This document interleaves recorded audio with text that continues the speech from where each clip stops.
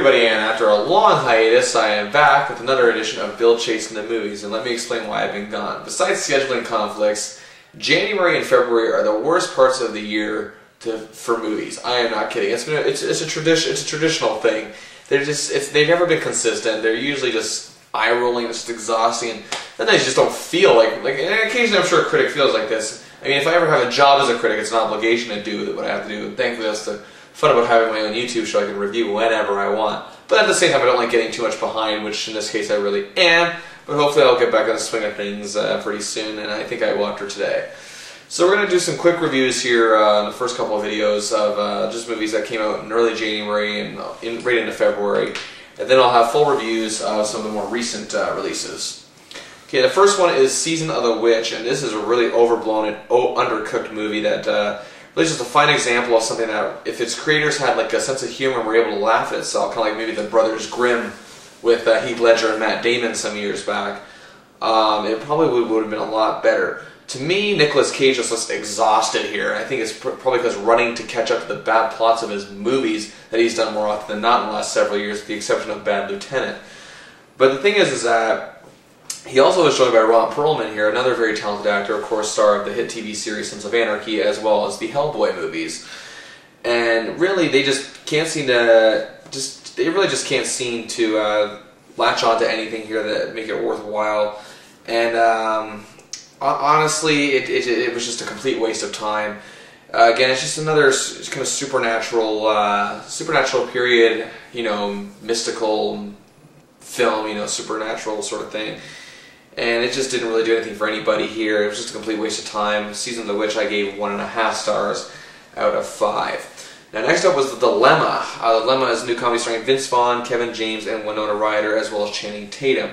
Vince Vaughn and Kevin James play lifelong best friends from Chicago, where Vince Vaughn's character discovers that James's wife, played by Winona Ryder, is cheating on him with Channing Tatum, who's actually one of the scene stealers in this movie. I really enjoyed. I think Channing Tatum should do comedies more often. He's really good here as Zip, and he really was very enjoyable character to watch. I think of movies where you have the dumb good-looking guy they cheat on, like in the movie Extract.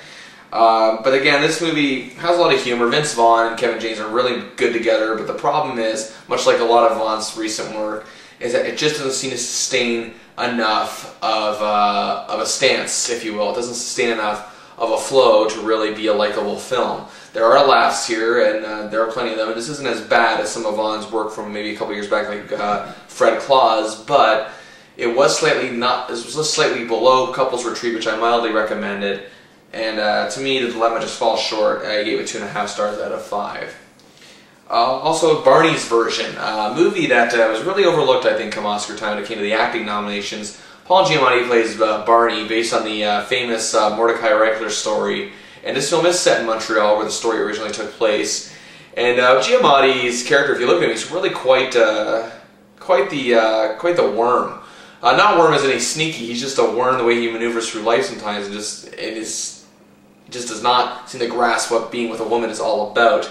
And really, the characters of his interests in this film, played by Minnie Driver and Rosamund Pike, really add a sense of charm to this movie that really helps it along. Giamatti is fantastic as Barney, and his Golden Globe win was definitely well warranted. And I wish I had seen this before my For Your Consideration special, because I really think that Giamatti should have gotten some consideration, as well as Dustin Hoffman, who really just keeps the steady flow of this film, playing his well-meaning father.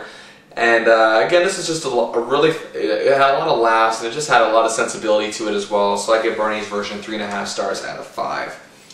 Also was The Green Hornet, which was supposed to be the first big blockbuster of the year. And while the film has done pretty good in the box office, it wasn't exactly the mega blockbuster they expected it to be. Seth Rogen is basically just playing the same character he always does, but in an action film.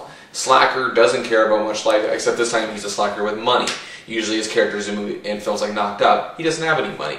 Now don't get me wrong, it's still an adage of don't fix it if it ain't broken. Rogen has shown a lot of talent that he can go beyond just being a slacker, but it's just the fact that he doesn't seem to be really going out of his comfort zone here like he did in a film like Funny People.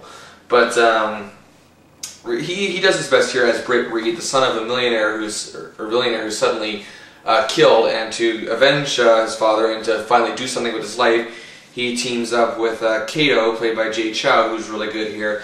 And this film really just doesn't, and Cameron Diaz doesn't really add much, just she's the eye candy. And again, this is nothing fantastic. It's nothing what you would call brilliant, not even close if you ask me. But again, it was very entertaining. A lot of the action sequences were really well done. It was somewhat preposterous at some points of the movie, but at the same time, you know, it's gonna do that. It wasn't perfect, but it was early in the year. I had seen a lot of bad movies at this point, so I give The Green Hornet a very marginal recommendation of 3 stars out of 5. And also coming up here is Made in Dagenham, and this was really something. It's really refreshing, fun, and enjoyable picture starring Sally Hawkins, who many fell in love with after her unforgettable performance in Happy Go Lucky back in 2008, which got her an Oscar nomination. And much like that film, she lends a lot of emotional heart to this film as well. Also, Miranda Richardson and Rosamund Pike, making her second appearance already, also add a lot here. And Hawkins is just so delightful and likable in a role that could have fallen flat had it been taken on by anyone else. And I also got to give credit to screen veteran Bob Hoskins. Always a treat to watch here, as he's the supporter of the women who lead this film, trying to fight for equal wages at a Ford plant in London back in the late 60s. And Hawkins plays Rita O'Grady, who leads the charge, as she's mild-mannered, but she has a lot of determination. Some of the traits here are really, I guess, a subtle throwback to Sally Field's Oscar-winning performance in Norma Race many years ago. This is a well-crafted film, wonderful performances, especially from Hawkins, who really shines. Miranda Richardson seems to be enjoying herself here, too.